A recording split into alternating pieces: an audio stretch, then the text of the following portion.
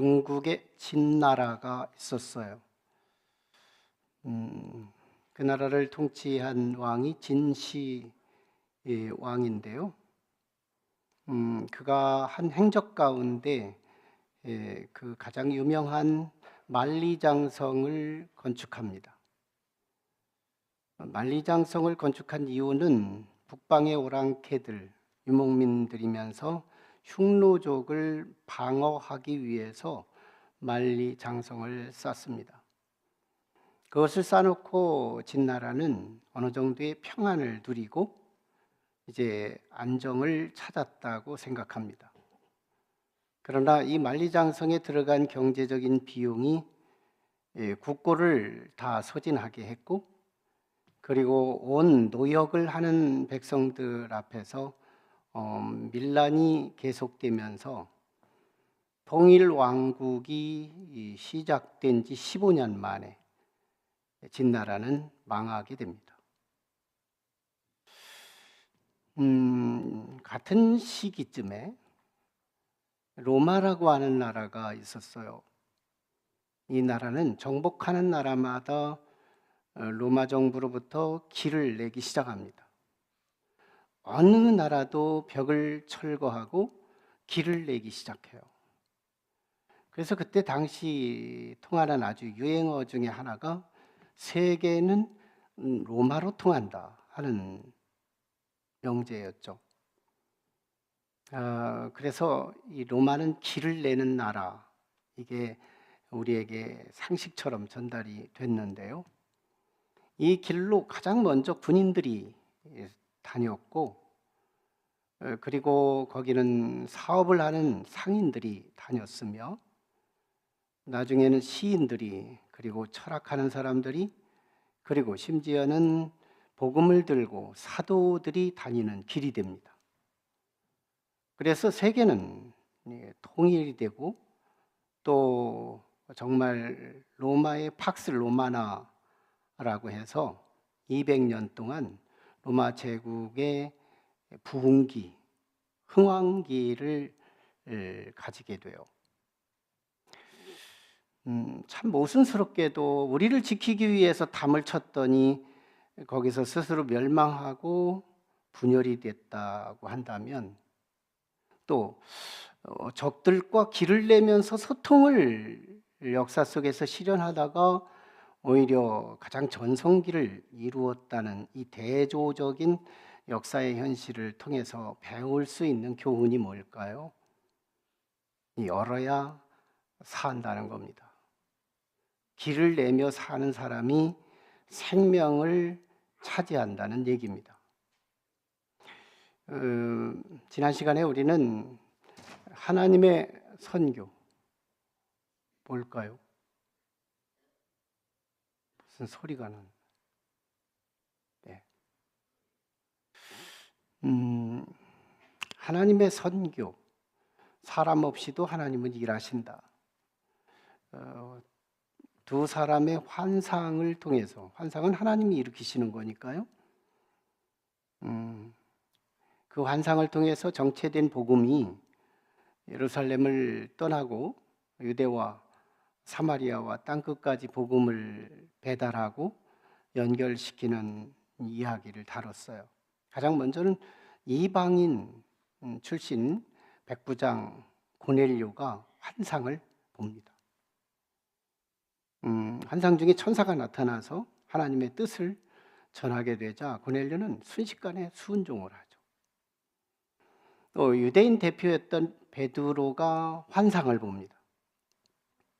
거기서는 보자기가 내려왔고 베드로가 평상시 레위기법전에 성실하며 부정한 동물들, 짐승들을 멀리했던 베드로가 그 보자기를 하나님께서 내려주시면서 잡아먹으라고 제안했을 때 사도 베드로는 일거이 하나님의 음성이지만 거절을 합니다. 이런 과정에서 두 환상이 어떤 면에서 표면적으로 보면 고넬료가 환상 볼 때 베드로도 환상 봤다, 이렇게 이해하기가 쉬워요. 그런데 엄밀히 따져보면 고넬료의 환상 시간과 베드로가 본 환상의 시간은 거의 하루의 차이가 있었다는 거예요. 고넬료가 실제로 어느 날 오후 3시에 환상을 봅니다. 그런데 베드로는 그 다음 날 정오 12시에 환상을 봐요. 그러니까 고넬료가 환상 본 시간하고 베드로가 환상 본 시간의 정확한 갭은 21시간. 그리고 가이사랴라고 하는 고넬료가 있던 처소에서 이 베드로가 있는 요빠까지의 거리가 약 50km 정도가 되는데, 이 거리와 이 시간의 갭을 통해서 정확한 시간은 21시간의 차이가 있었어요. 인간의 시간은 서로 틀렸다는 얘기입니다. 그러나 하나님의 시간은 너무너무 절묘하게 하나님이 시원하게 하고 하나님이 일하시는 시간은 너무너무 정확하게 맞추어져 있었다는 거예요.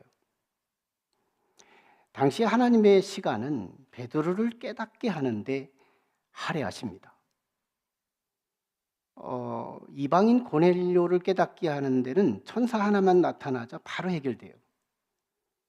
근데 정말 예루살렘 교회를 어마어마하게 성장시켰던 주역 베드로를 깨닫게 하는 데는 어마어마한 시간이 필요했다는 거예요.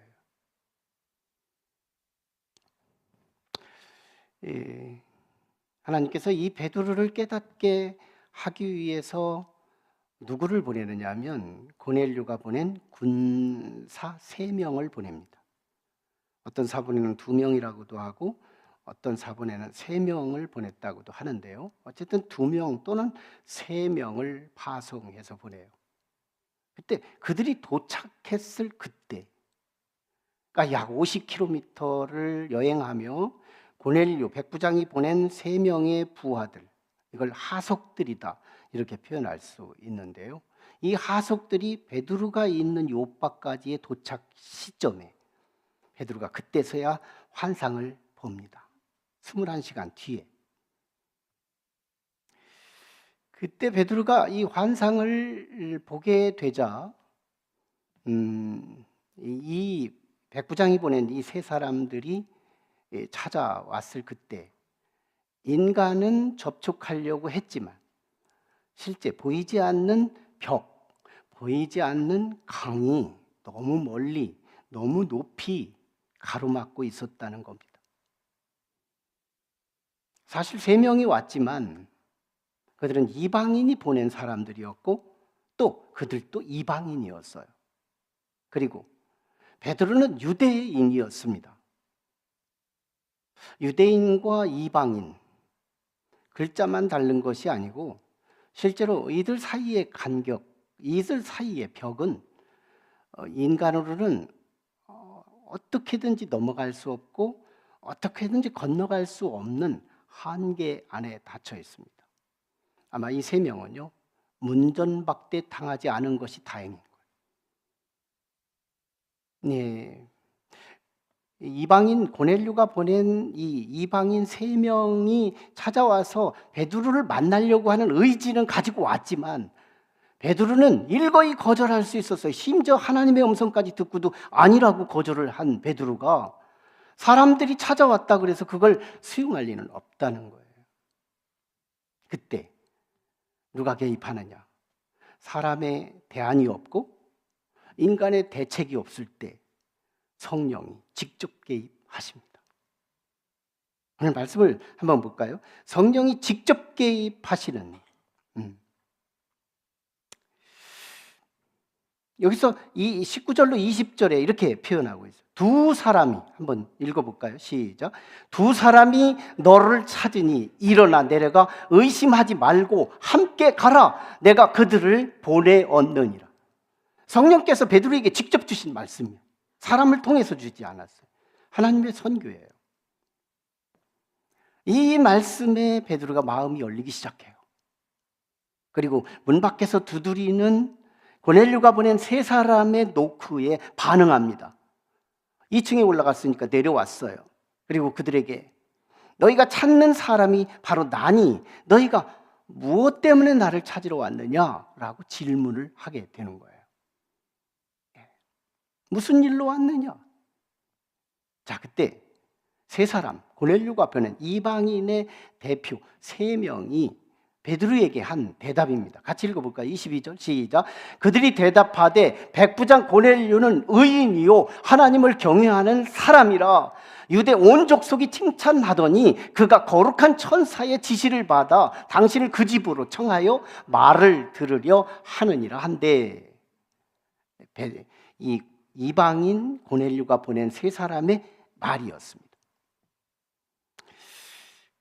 이들은 사실은 저 한 절이지만 두 가지로 나누어 생각할 수 있는데요.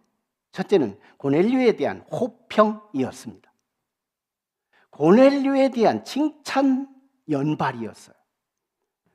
저들이 말한 대답을 분석해 보면 고넬료는 의인이요 하나님 보시기에 의롭다는 거예요. 고넬료는 하나님을 경외하는 사람이요, 고넬료는 그런 유대 그 가이사랴 지역에 살고 있지만 그 주변에 유대인들이 즐비하게 살고 있는데 그 유대인들에게 칭찬 듣던 사람입니다.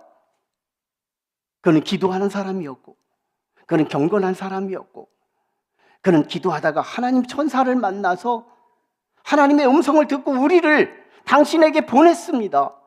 보낸 이유는 두 번째 대답, 베드로를 초청해서 베드로의 입에서 들려지는 그 복음을 듣기 위해서 우리를 보냈습니다. 이건 성령의 소리와 지금 이 세 사람의 소리가 일치되는 거예요. 일치돼요. 여러분, 하나님이 하시는 그 일은 너무너무 참 신묘막측하게 일치되는 사건이 한두 번이 아니래요. 여기 한길만 목사님이 계시지만 37년 전에 오정동에서 한빛교회를 개척했어요. 그때 저는 신학교도 안 들어갔는데 전도사였습니다. 전도사 때 전 나름대로 하나님의 신비주의 신앙에 대해서 무시하던 시기였어요. 하나님 봤다고 하거나 하나님의 음성을 들었다고 하는 사람들은 좀 무시하는 그런 분위기였어요. 그때요, 우리 임명순 사모님께서 아침에 이런 얘기를 했습니다. 여기 계시지만 우리 쌀이 떨어졌어요. 근데요, 그 낮에 한 여성이 쌀 2마리를 이고 오는 거예요. 이고 오면서 그 여성이 하는 말이, 자기는 이 교회가 어디 있는지 알지도 못했고 그것이 한빛교회인지도 몰랐지만 하나님이 내게 한빛교회로 가서 어느 곳에 있으니 그 교회에 쌀을 가져다 주어라, 이런 음성을 들었대요. 순간적으로 제 선입견이 작용하고 있었는데 잠시 후에 저는 전율하는 느낌을 받았어요. 왜? 잠시 전에 사모님에게 우리 쌀이 떨어졌다는 얘기를 들었거든요. 그런데 어떻게 저 아주머니를 통해서 직접 하나님의 소리를 듣고 왔는데 그 소리와 이 상황에 마침 하나로 만날 수 있었을까? 마침입니다. 마침. 저 사람은 각자 움직였고 이 사람은 각자 사정이 달랐지만 마침 이를 구원하기 위해 만나는 이 절묘한 시간, 이것이 하나님의 시간이었다는 거예요. 마침. 이때요, 저는 초월적 하나님의 역사를 받아들이게 됩니다. 제 신앙이 성장하는 시기였어요. 이성에 걸리거나 이성에 맞지 않으면 거절하고 거부하던 그 신앙이요, 그때부터 수용하기 시작합니다. 하나님이 그러셨다면 그런 거지. 받아들이기 시작해요. 초월의 역사, 하나님의 일을 수용하기 시작합니다. 여러분, 이때 고넬료가 보낸 이 세 사람들의 역할을 한번 생각해 봐요.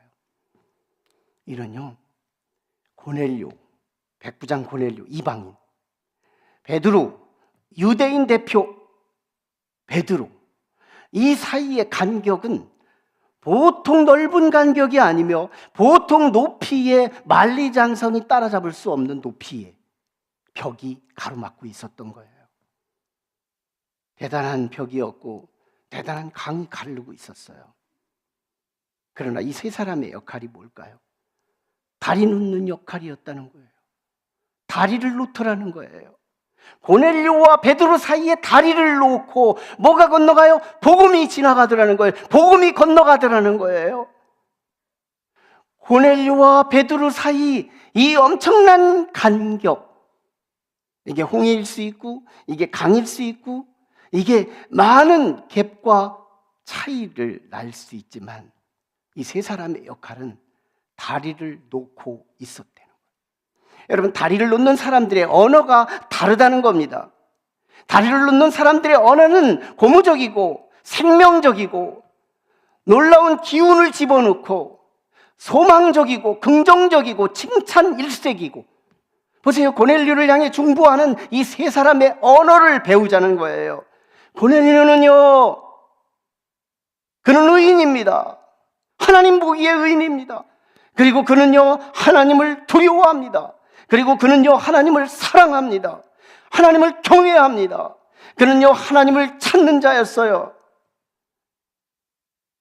그에게 조금 더 디스하거나 그를 조금 더 폄훼하는 말이 섞이지 않아요. 베드로는 이미 성령의 소리를 들었기 때문에 흔들거리고 있을 그때 이 세 사람의 말을 들어보니, 아, 고넬료는 한번 만나볼 만한 사람이구나, 확신이 들어갈 수 있는 영적인 다리 역할을 했다는 거예요. 진짜 하나님의 성령의 도구로서 그리스도인의 사역은 다리 놓는 사역이에요. 그리스도께서 일찍이 이 땅에 하나님과 사람을 만날 수 있도록 영적인 수직적 다리를 놓으셨어요. 예수님이 이 땅에 오셔서 다리를 놓지 않았다면 우리는 예수를 믿을 사람이 아무도 없었어요.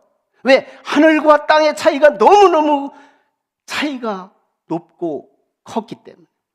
그러나 예수님이 이 땅에 오셔서 다리 놓는 사역 때문에 내가 곧 길이요 진리요 생명이니 나로 말미암지 않고는 아버지께로 올 자가 없다고 가르치신 예수 그리스도의 사역과 교훈은 오늘 우리를 영원한 희망으로 바꿔놨다는 겁니다.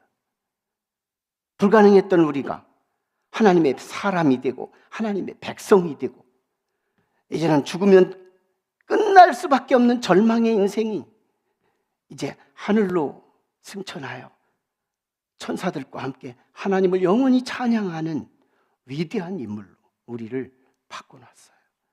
팔자가 고쳐졌어요. 운명이 바뀌어졌어요.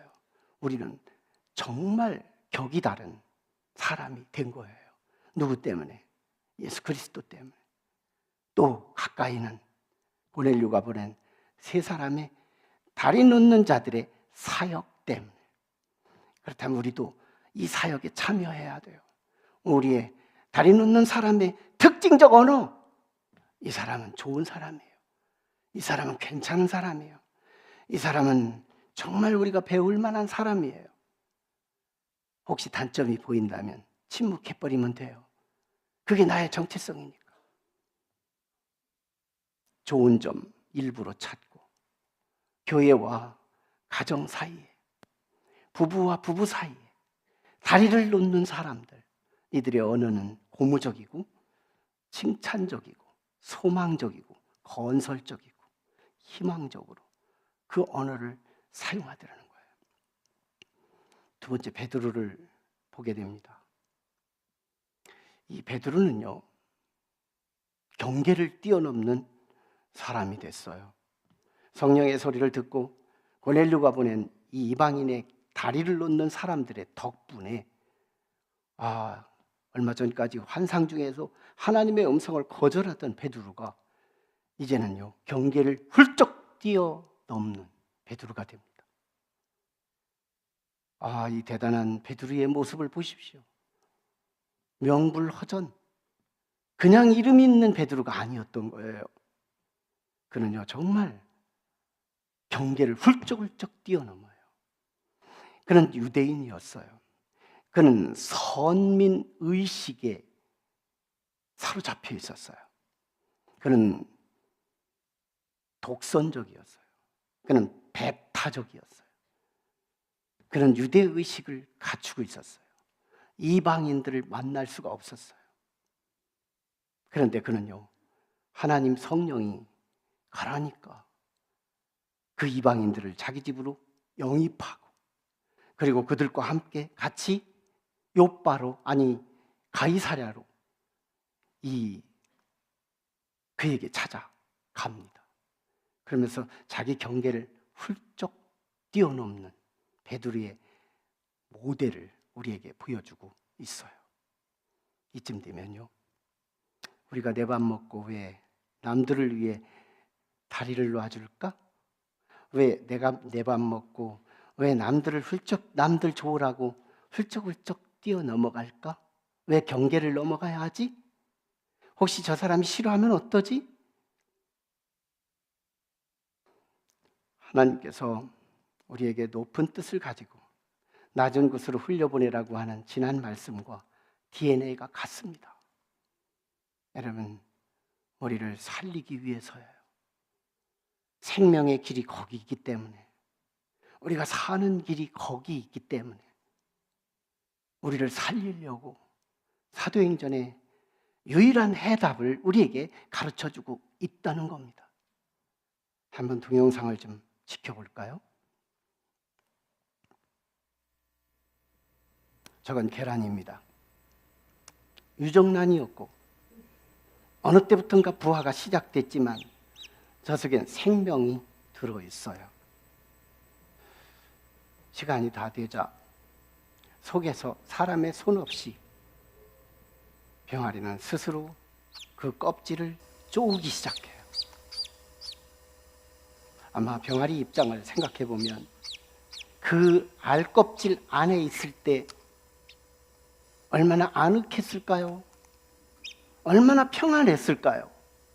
바람이 불어도 걱정 없고 배가 고파도 문제가 없어요. 그 노린자가 평생 먹고도 살 만한 양식이기 때문에. 그런데요, 이 병아리는 껍질을 벗기고 나가야 한답니다. 왠지 모르게 본능의 사명. 병아리는 껍질을 씹어대기 시작하고 껍질을 쪼아대기 시작하면서 정말 위험천만한 밖의 세계로 나갑니다. 밖에 나가서 죽을지도 모르는 상황이었어요. 이제부터는 어떻게 어떤 일이 벌어질지 알지도 못하는 미래였어요. 그런데 이 병아리는요, 저 껍질을 깨고 쪼아먹어가며 그것을 빠져 나옵니다. 그때부터 병아리의 또 다른 생명은 자라는 생명, 성장하는 생명, 발전하는 생명으로 하나의 닭의 역사를 이어가는 아주 너무너무 귀한 사역이 이루어졌다는 거예요.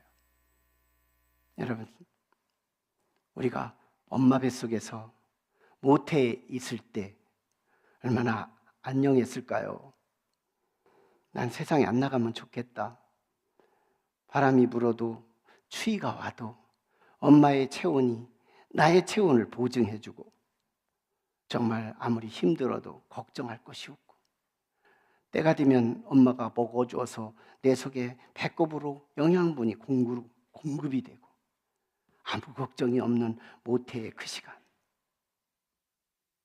여러분, 병아리도 그렇고 사람도 그렇고 거기가 아무리 좋다고 하더라도, 거기가 너무너무 평안하고 좋다고 하더라도 거기 계속 머물면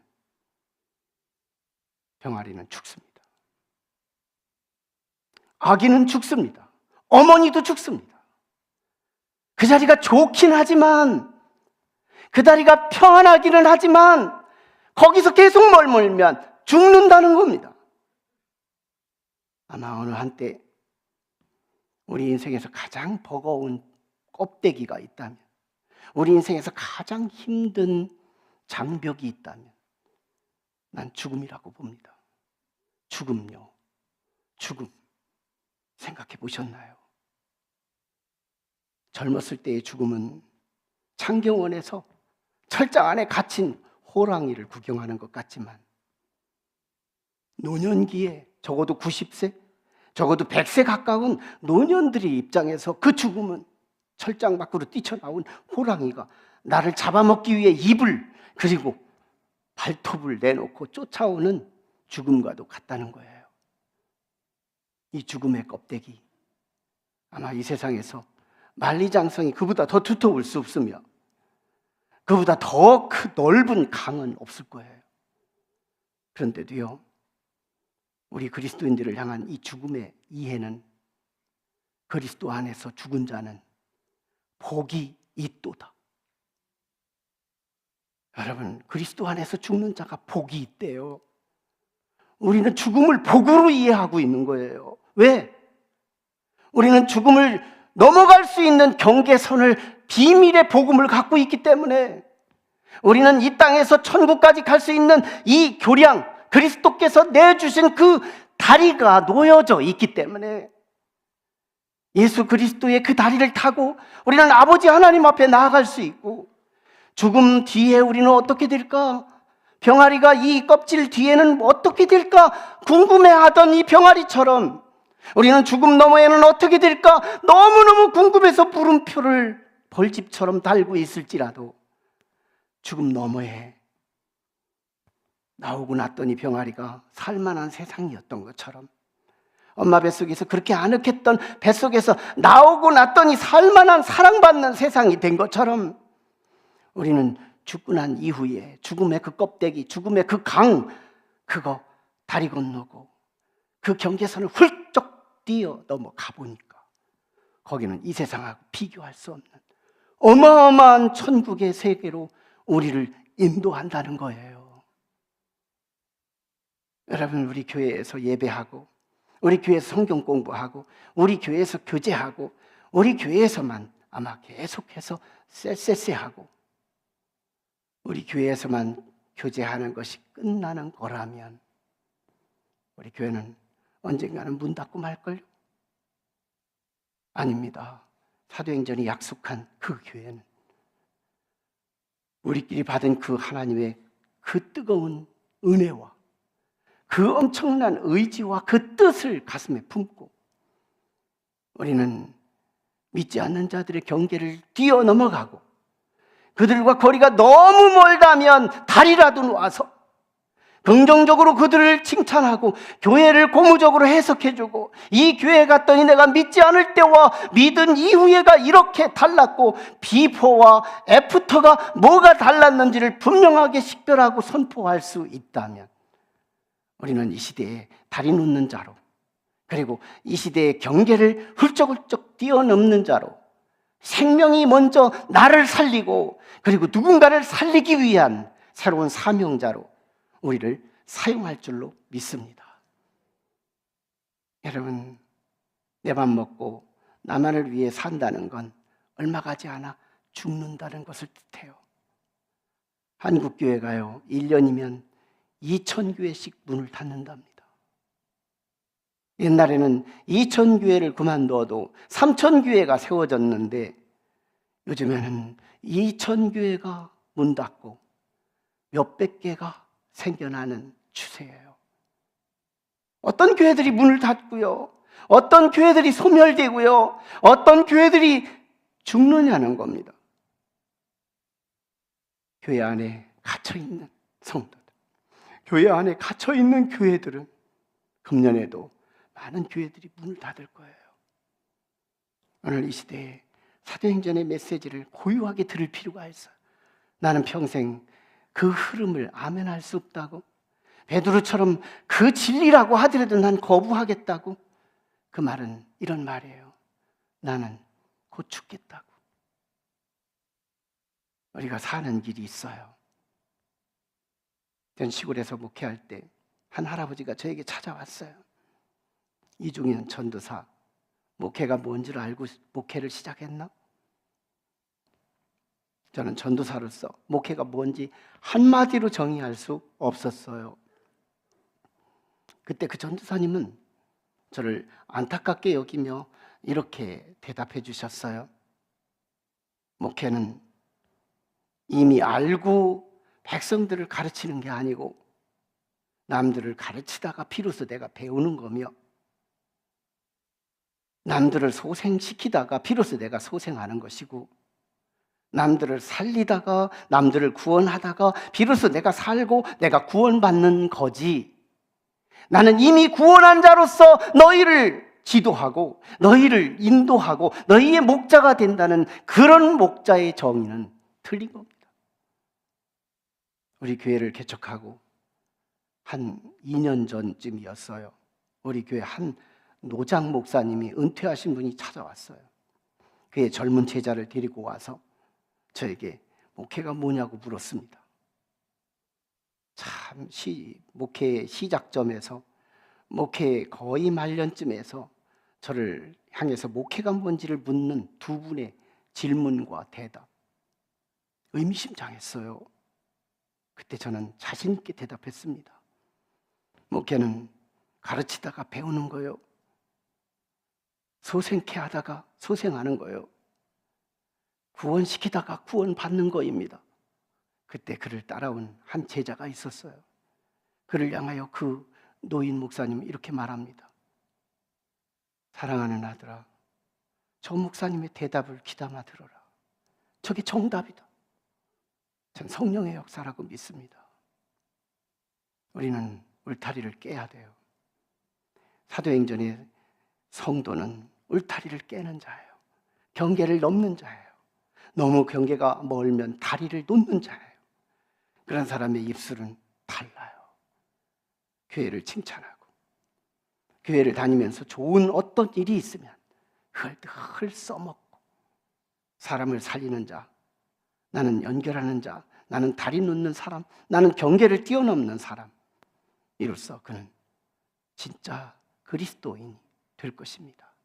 그리고 죽음이라도, 그것이 사망이라도 오늘 우리를 엄습하지 못하고 영원한 생명, 그 세상으로 우리를 인도하실 거예요.